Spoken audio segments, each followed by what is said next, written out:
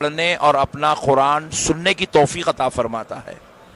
یہ قرآن کا پڑھنا اور سننا بھی سب کی توفیق کی بات نہیں ہے، بلکہ یہ اللہ کے پیارے بندے ہوتے ہیں جنہیں اللہ اسی نعمتوں سے مالا مال کرتا ہے۔ پیارے بزرگ اور دوستو، یہاں پر ایک لطیف نکتہ عرض کروں گا، بات نکلی ہے تو ضمناً۔ ایک صاحب نے کہا کہ حضرت کیا اللہ تبارک و تعالیٰ چنتا ہے، منتخب کرتا ہے تو ہی بندہ نیک کام کرتا ہے؟ بے شک اللہ نے تو سب کو اجازت دی ہے، سب کو حکم دیا ہے، سب کے لیے قانون اور شریعت بنایا ہے کہ پورے بندے نیک کام کریں، پورے بندے نماز پڑھیں، تراویح پڑھیں، عبادت کریں، روزے رکھیں، سحر و افطار کریں۔ یہ تو قانون رب نے الف سے لے کے یا تک جتنے بندے ہیں سب کے لیے بنایا ہے۔ لیکن پیارے بزرگوں اور دوستو، بعض لوگ شیطان کے شر میں پھنس جاتے ہیں تو بعض اپنے نفس کے شر میں پھنس جاتے ہیں، اور پھنس کر اللہ کی عبادت سے، اللہ کی بارگاہ میں رجوع ہونے سے دور ہو جاتے ہیں، محروم ہو جاتے ہیں۔ لیکن اللہ تعالیٰ جن کو چن لیتا ہے، ہدایت دے دیتا ہے، وہی اللہ کے دربار میں بیٹھے نظر آتے ہیں۔ یہ اللہ تعالیٰ کا فضل عظیم ہوتا ہے کہ بندہ اپنے کاروبار چھوڑ کر، تجارت چھوڑ کر، ملازمت چھوڑ کر، گھر بار چھوڑ کر، اپنے خواہشات نفسانی کو ترک کر کے اللہ کے گھر کو اپنا بیٹھنے کا، عبادت کا جگہ بنا لیتا ہے، تو پھر اللہ تعالیٰ وعدہ کر لیتا ہے کہ جو میرے گھروں کو منور کر لیتا ہے، میں بروز محشر اسے عرش پہ جگہ عطا کر دیتا ہوں۔ تو پیارے بزرگ اور دوستو، یہ اللہ کی رحمت ہے، اللہ جس کو چاہتا ہے اپنے فضل سے مولا عبادت کی توفیق عطا فرماتا ہے۔ تو اب ذرا یہ بات بھی سن لیں، پھر جو لوگ نہیں آئے ہیں پھر وہ کیا چیز ہے؟ تو بتلاتے ہیں کہ غیر رمضان اگر ہو تو شیطان کے شر میں پھنسے ہیں، اور رمضان ہو تو شیطان کا باپ نفس ہے، اس کے شر میں پھنسے ہوئے ہیں۔ نفس، رمضان میں آدمی کس کے شر میں پھنستا ہے؟ نفس کے، کیونکہ حدیث پاک ہے، رسول اللہ صلی اللہ علیہ وسلم ارشاد فرماتے ہیں، بخاری شریف کی حدیث ہے، آقا علیہ السلام نے ارشاد فرمایا، جب رمضان المبارک شریف کا چاند نظر آ جاتا ہے، جیسے ہی رمضان المبارک شریف مسلمانوں کے بیچ میں داخل ہو جاتا ہے، اللہ تعالیٰ شیطان کو زنجیروں سے جکڑ دیتا ہے، شیطان کو جکڑ دیتا ہے، اور شیطان اب مسلمانوں کے قریب آ کر ان کو شر میں مبتلا نہیں کر سکتا۔ پھر لوگوں نے کہا کہ بھئی اگر شیطان نہیں کر سکتا، شیطان جا کر لوگوں کو بہکا نہیں سکتا، شیطان قید میں ہے، شیطان جو ہے مقید کر دیا گیا، تو پھر اب یہ لوگ جو رمضان میں بھی گناہ کر رہے ہیں، سیاکاری ہو رہی ہے، بدکاریاں ہو رہی ہیں، خطائیں ہو رہی ہیں، لڑائی جھگڑے ہو رہے ہیں، فتنہ فساد ہو رہا ہے، انتشار مچا ہوا ہے، پھر یہ کیا ہے؟ تو فرماتے ہیں کہ یہ شیطان کا شر نہیں بلکہ یہ نفس کا شر ہے۔ کس کا شر ہے؟ ذرا زور سے بولے۔ اور صوفیہ اکرام فرماتے ہیں شیطان اور نفس دونوں میں خطرناک نفس ہے، فرماتے ہیں صوفیہ اکرام، فرماتے ہیں دونوں میں زیادہ خطرناک جو ہے وہ نفس ہے۔ اور یہ نفس کیا ہے؟ شیطان کے رہنے کا گھر ہے، شیطان آ کے یہیں بیٹھتا ہے، ان دونوں دوستاں ہیں، جب ان دونوں ملے تو ہماری خرابی ہے، سمجھو آپ۔ تو اس لیے بزرگان دین کیا کرتے تھے، کبھی اپنے نفس کی سنتے ہی نہیں تھے، تو ان کا نفس پلتا ہی نہیں تھا تو شیطان آتا ہی نہیں تھا۔ نفس بزرگان دین کے پاس پلتا ہی نہیں تھا، جب نفس پلیں گا ہی نہیں، گھر بنیں گا ہی نہیں، جگہ رہیں گی نہیں، تو شیطان آئیں گا ہی نہیں۔ تو یہ بزرگان دین کا طریقہ تھا، شیطان کو نہیں مارتے تھے لوگ، نفس کو مارتے تھے۔ کس کو مارتے تھے بولو؟ نفس کو مارتے تھے۔ پیارے بزرگوں اور دوستو، چار مینار رہیں گا ہی نہیں تو لوگ آئیں گے ہی نہیں۔ کیا جلدی سمجھ کے دیکھو آپ۔ تو پیارے بزرگ، ایسی جو مسئلہ یہ نفس ہے، یہ نفس کیا کرتا، انہیں بلاتا، اس کو انہیں آ کے یہاں بیٹھتا، دونوں مل کے ہم کو دوزخی بنا دیتے، گناہگار بنا دیتے، خطاکار بنا دیتے۔ تو اب بزرگان دین فرماتے ہیں کہ نفس شیطان سے زیادہ خطرناک ہے۔ کس سے زیادہ خطرناک ہے؟ شیطان سے۔ اب ذرا غور کیجئے گا، آپ شیطان سے زیادہ خطرناک کیسا ہے میں آپ کو سمجھا دیتا ہوں، نہیں تو بعد میں پھر کیونکہ ریکارڈنگ ہو رہی تو پھر پٹھے بازو والے سنے تو ٹینشن کریٹ کرتے، ارے نیا ہی بولا رہے بھائی، بولتے ہیں اپنے پٹھے تو اپنے پیچھے لگے ہوئے تھے 24 گھنٹے۔ تو اب پیارے بھائی اب ذرا غور کیجئے گا، ہم لوگوں کو یہ خیال ہے کہ شیطان بھٹکا رہا ہے، اور واقع بات بھی صحیح ہے کہ شیطان بھٹکا رہا ہے، لیکن ہم نفس کے پیچھے نہیں جاتے، زیادہ پیچھے نہیں پڑتے، نفس کے پیچھے نہیں پڑتے ہم لوگ نفس کے اوپر کانسنٹریٹ نہیں کرتے، اس کو کیسا ختم کرنا، اس کو کیسا جو ہے نفس کو کمزور کرنا، کیسا نفس کو تباہ کرنا، ہمارے پاس یہ تعلیمات ختم ہو گئی۔ یہ تعلیمات کب تھی؟ جب حضرت محدث دکن عبداللہ شاہ صاحب قبلہ رحمۃ اللہ علیہ بقید حیات تھی تو اس پہ تعلیمات ہوتی تھی. حضرت عبد القدیر صدیقی رحمۃ اللہ علیہ بقید حیات تھے تو اس پہ تعلیمات ہوتی تھی. یہ بزرگان دین کیا کرتے تھے؟ لوگوں کو بلا کے ان کا نفس دھوتے تھے، پہلے نفس دھوتے تھے. تو پیارے بزرگوں اور دوستوں، اب یہ تعلیمات بالکل کمزور ہو گئی، خانقاہی نظام چلا گیا، تو اب پورا کانسنٹریٹ لوگ سمجھے کہ جو کچھ بھی ہے شیطان ہے. چلیے مان لیجئے شیطان ہی ہے. اگر یہ بات کو پکڑ کر چلتے ہیں تو پیارے دوستوں پتہ کیا چلتا ہے؟ شیطان اور نفس میں، دونوں میں خطرناک کون ہے ذرا دیکھیے. ہم کو گنہگار بنا رہا شیطان، رائٹ؟ مگر جب شیطان کو اللہ تعالیٰ فرمائے تھے کہ آدم کو سجدہ کر، پوائنٹ ٹو بی نوٹڈ، شیطان کو اللہ تعالیٰ بولے کہ آدم علیہ السلام کو سجدہ کر، تو پھر اب ذرا غور کرنے والی بات ہے. اب شیطان اللہ کی بات نہیں سنا، مولا کریم کی بات نہیں سنا، مولا کریم کے حکم سے پلٹ گیا. ساری دنیا کو مولا کے فرما برداری سے پلٹانے والا شیطان ہے. اب شیطان کو کون پلٹایا؟ بات سمجھ میں آ رہی ہے آپ کو؟ شیطان ہما کو گنہگار بناتا، نافرمان بناتا، اب شیطان خود نافرمان بنا. تو شیطان کو نافرمان کون بنائے؟ تو صوفیاء نے جواب دیا نفس نے بنایا ہے. کس نے بنایا ہے؟ نفس نے. شیطان کو شیطان بنانے والے کا نام نفس ہے، شیطان کو شیطان بنانے والے کا نام نفس ہے. نفس اتنی خطرناک چیز ہے. اور خدا کی قسم رمضان کیوں آتا ہے؟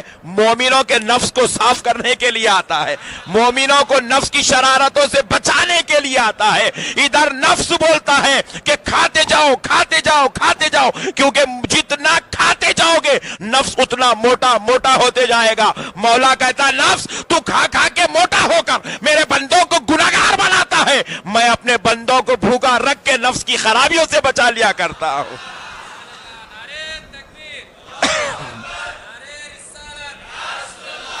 روزے کی اہمیت تو مجھے اس وقت سمجھ میں آئی جب میں نے آمنہ کے لال کی ایک حدیث پڑھی تھی.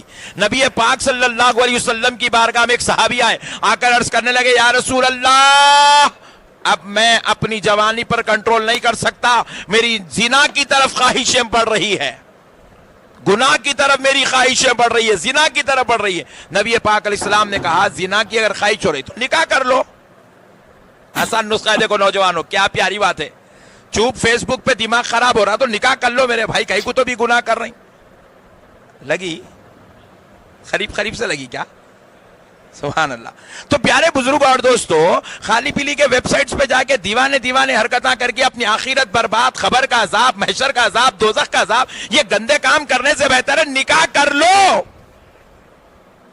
اور یہ جتنے بیٹھے پوروں کی نکاح کی عمر ہے الحمدللہ، 2-3 بچوں کو چھوڑ کے بول رہا ہوں، نہیں تو سب رہ جائیں گے، ان لوگ کر لیں گے، وہ ایک مصیبت.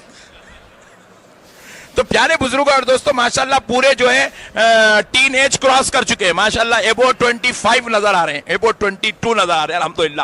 تو پیارے بزرگوں اور دوستوں ذرا غور کیجئے گا تو کیا ہوا، نبی پاک نے حکم فرمایا کہ نکاح کر لو. حضور نے بتا دیا طریقہ دنیا کو، زنا سے بچنے کا آسان طریقہ کیا ہے؟ نکاح کرو. لیکن وہ صحابی عرض کرتے یا رسول اللہ، میں اتنا غریب مفلس و بیچارہ ہوں کہ میں جب محنت کرنے نکلتا ہوں بڑی مشکل سے مجھے اتنا پیسہ کما لیتا ہوں کہ میں خود کھا لوں تو بڑا شکر ہے اللہ کا، میں اپنی بیوی کو نہیں کھلا سکتا، میں نہیں پال سکتا. یا رسول اللہ جب تک میرے حالات بہتر ہو جائیں کچھ نسخہ بتا دے کیا کروں. تو آمنہ کا لال ارشاد فرماتا ہے اگر نفس تمہیں بے قابو کر رہا ہے، تمہیں گناہ کی طرف ملوث کر رہا ہے، تمہیں متاثر کر رہا ہے تو پریشان نہ ہو، روزہ رکھ لیا کرو، نفس کنٹرول میں آ جائے گا. روزہ رکھ لیا کرو، نفس کنٹرول میں آ جائے گا، زنا کی خواہشیں ختم ہو جائیں گی. اللہ اللہ. روزہ کیا کرتا ہے؟ نفس کو مارتا ہے. اسی لیے اللہ رب العزت نے کیا کیا؟ یا ایھا الذین آمنوا کتب علیکم الصیام. کہا اے ایمان والو، تمہارے رب نے تم پر روزوں کو فرض کیا ہے. اے ایمان والو تم پر روزے فرض کیے جاتے ہیں. اللہ اللہ. اس کو رب نے فرض کر دیا کیونکہ رب نے دیکھا میرے بندوں کو دوزخ میں لے جانے والا کون ہے؟ نفس ہے. میرے بندوں کو دوزخ میں لے جانے والا کون ہے؟ شیطان ہے. تو جیسے ہی رمضان المبارک کا چاند نظر آتا ہے مولا شیطان کو جکیڑ دیتا اور روزہ رکھوا کر نفس کو ختم کروا دیتا ہے.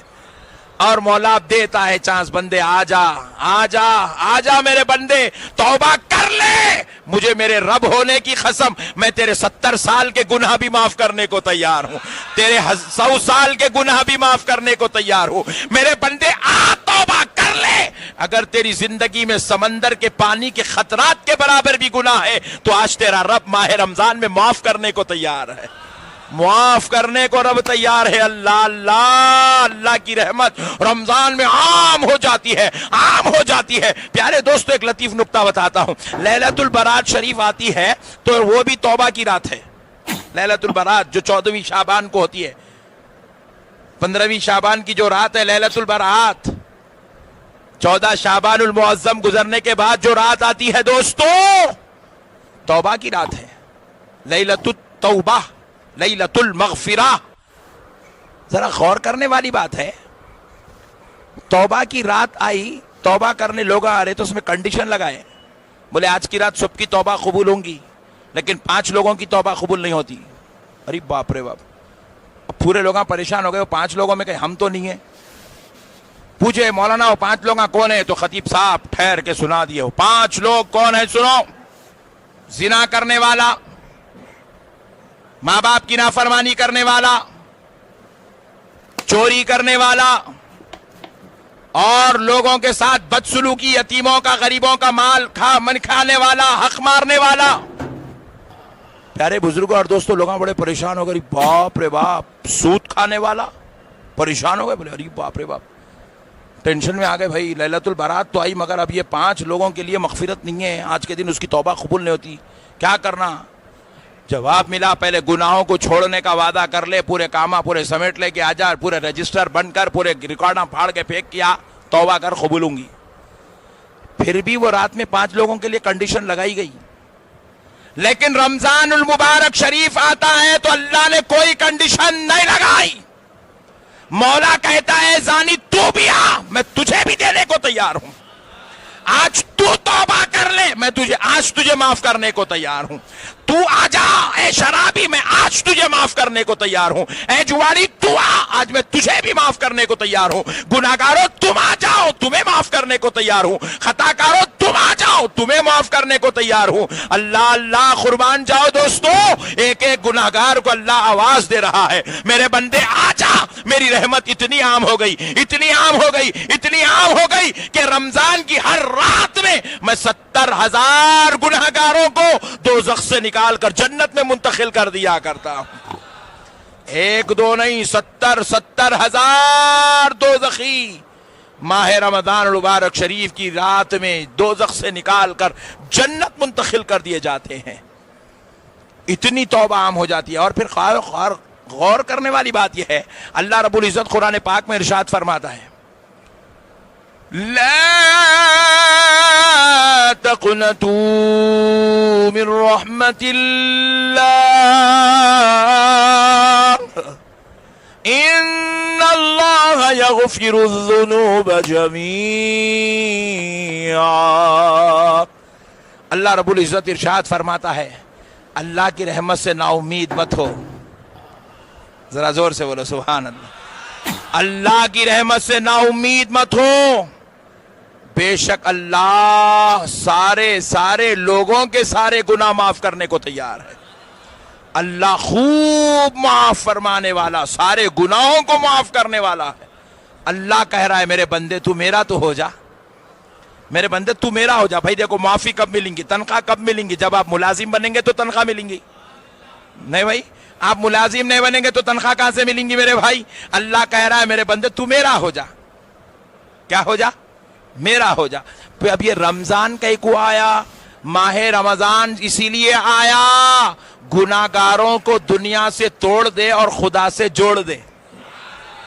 جب بندہ نماز تراویح میں کھڑا ہوتا ہے, جب بندہ روزے کی حالت میں افطاری کے دسترخوان پہ بیٹھا ہوتا ہے, جب بندہ اپنی آرام والی بستر کی نیند کو چھوڑ دیتا ہے, سحری کے لیے اٹھ کے بیٹھ جاتا ہے, جب ایسے عجیب و غریب مراحل سے گزرتا ہے نا بھائی. یہ عام دنوں میں یہ کام نہیں ہوتے کیا, افطاری کے دسترخوان پہ بیٹھے, پوری صورت سوکھ گئی, ہوٹاں پورے ایسا لٹک رہے, حلق میں سے آواز نہیں نکل رہی، ہم پیٹ جا کے پیٹ کو لگ گیا، دیکھے تو انہیں سب سے بڑا مریض دکھ رہا، یہ عثمانیہ کا پیشنٹ دکھ رہا، بول رہے ایسی حالت ہو جا رہی. اچھے اچھے لوگوں اتر گئے میرے بھائی 8 دن میں.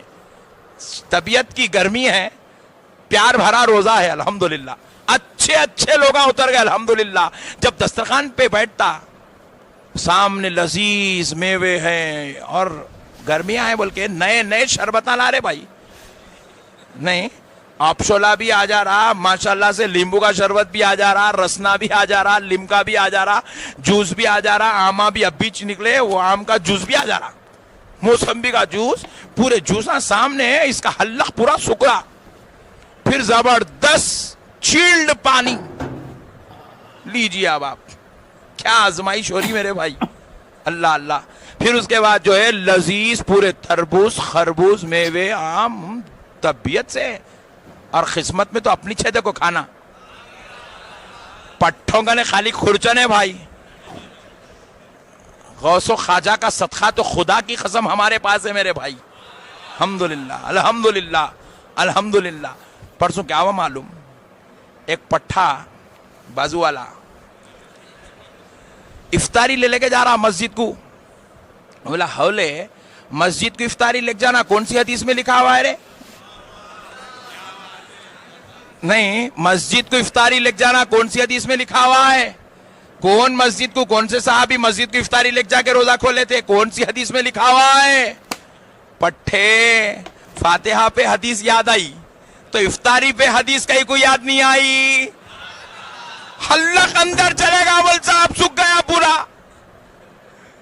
ارے ہولے تیرا حلق سکا تو افطاری کھاتا، ہما کو بزرگوں کا صدقہ یاد آئے تو 11ویں کا کھانا کھاتے. ہمارے میں تیرے میں یہی کمال ہے.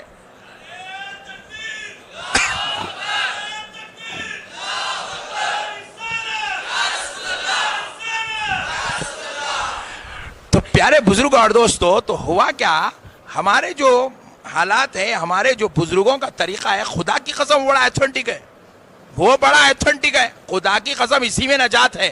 تو میں عرض کر رہا تھا آپ سے، اللہ رب العزت نے جو نظام بنایا ہے، جو قدرت بنائی ہے، تو ہوتا کیا، افطاری کا دسترخوان بچھا ہوا ہے، مشروبات رکھے ہوئے، لذیذ میوے رکھے ہوئے ہیں، اور بندہ ہے کہ ہاتھ لگانے کو تیار نہیں ہے. گھڑی کو دیکھ رہا 15 منٹ باقی ہے، دعا میں ہاتھ اٹھا دیا، مولا سے مانگ رہا، رو رہا، تڑپ رہا، بلک رہا، اپنے لیے مانگ رہا، ماں باپ کے لیے مانگ رہا، مرحوموں کے لیے مانگ رہا، بیوی بچوں کے لیے مانگ رہا، عزیزوں دوستوں کے لیے مانگ رہا. رب کریم تک اس کی صدا پہنچتی ہے. مولا کریم جب اپنی رحمت والی نظر اس پہ ڈالتا ہے، مولا پوچھتا ہے فرشتوں کیا بات ہے، یہ بندہ ایسے کیوں بیٹھا ہے، جبکہ اس کے سامنے لذیذ مشروبات ہیں اور یہ نیوے رکھے ہوئے ہیں، پھر بھی یہ کھا نہیں رہا ہے، پی نہیں رہا ہے، دکھ بھری آواز سے مجھے پکار رہا ہے، بات کیا ہے؟ فرشتے کہتے ہیں اے اللہ وہ اس لیے نہیں کھا رہا ہے کیونکہ وہ روزہ رکھ کر ہے، اے اللہ وہ روزے کی حالت میں ہے. تو فرشتوں سے اللہ رب العزت پوچھتا ہے، فرشتوں یہ میرا بندہ روزہ کس لیے رکھا ہوا ہے، کیا غرض ہے، کیا مفاد ہے؟ تو کہتا ہے مولا خدا ہے تیرے رب ہونے کی قسم، اے اللہ اس نے روزہ نہ کسی غرض و غایت سے رکھا، نہ کسی مطلب و مطالب سے رکھا، اے اللہ اس کی صرف غرض و مطلب ایک ہے کہ روزے کے بدلے میں تو راضی ہو جائے، مولا تو راضی ہو جائے، مولا تو راضی ہو جائے. صرف تیرے لیے بھوکا ہے، تیرے لیے روزہ رکھا ہے، تیرے لیے پیاس سے جو ہے تڑپ رہا ہے، تیرے لیے بھوک کی شدت کو برداشت کر رہا ہے. تو رب کریم ارشاد فرماتا ہے فرشتوں سنو، میرا بندہ نوالا اٹھائے، وہ مشروبات وہ لذیذ میوے منہ میں لے، سن لو اس سے پہلے اس کا رب اس کی مغفرت کا اعلان فرما دیتا.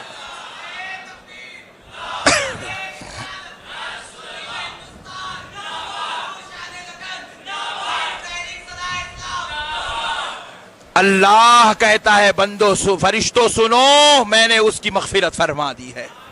اسی لیے آمنہ کا لال ارشاد فرماتا ہے من صام رمضان ایمانا و احتسابا، جس نے بھی ماہ رمضان میں ایمان کے ساتھ ثواب کی نیت سے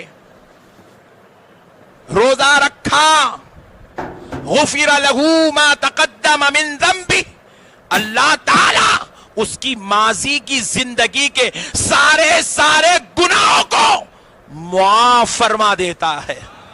گویا کہ رمضان کے روزے رکھنے والا اپنے گناہوں سے ایسے پاک ہو جاتا ہے جیسے ابھی اپنے ماں کے پیٹ سے پیدا ہوا ہے. اللہ اللہ. پھر ایک حدیث شریف ہے, آقا علیہ السلام ارشاد فرما من قام رمضانا ایمانا و احتسابا, جس نے ماہ رمضان میں راتوں کا قیام کیا یعنی تراویح پڑھا. کیا پڑھا؟ تراویح پڑھا. کیونکہ روزہ عام دنوں میں افطار کا وقت نہیں ہوتا, عام دنوں میں تراویح نہیں ہوتی, عام دنوں میں شب بیداریاں رمضان کی طرح نہیں ہوتی.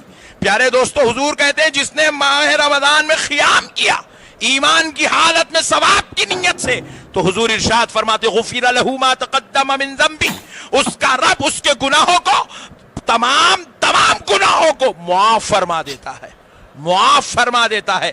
گویا کہ وہ ایسے پاک ہو جاتا ہے جیسے ابھی اپنے ماں کے پیٹ سے پیدا ہوا ہے. اللہ اللہ, قربان جائیں اللہ کی رحمت پر قربان جائیں دوستو.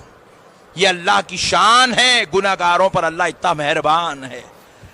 اب گناہگار بندوں کو چاہیے کہ وہ ماہ رمضان سے استفادہ کر لے, ماہ رمضان کا فائدہ اٹھا لے, ماہ رمضان شریف کا احترام کر لے, ماہ رمضان شریف کی تعظیم کر لے, ماہ رمضان مبارک شریف میں اپنے منہوں کو بند کر لے. منہوں کو بند کر لے سے مطلب گالی گلوچ سے, طنز و طعنہ سے. منہوں کو بند کر لے جھوٹ بولنے سے, منہوں کو بند کر لے لوگوں کی غیبتیں چغلیاں بیان کرنے سے. پیارے بزرگ اور دوستو, جب بندہ اپنی زبانوں کو اس طرح سے پاک کر لیتا ہے, خدائے رب ذوالجلال کی قسم اللہ اس کو جنت میں جگہ عطا فرما دیتا ہے.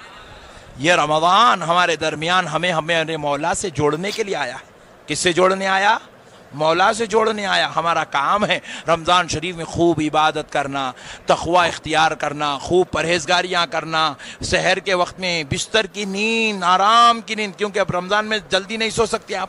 تراویح پڑھ کے گئے کرے تک آپ کو 11 بج جاتے, 11:30, 12 بج جاتے گھر کو گئے. اب بعض لوگ تراویح پڑھ کے 12 بجے جا رہے ہیں, سیٹ صاحب بھی 12 بجے جا رہے ہیں دکان بند کر کے. جی کیا ایسا گھر کے دیکھ رہے ہیں؟ انہوں بھی گراہکاں پورے سمیٹ کے گئے تک 12 بج جا رہے بیچارے. یوں سوتے ہی بیگم آئے, اٹھو اب بھی لیٹ آنا بیگم.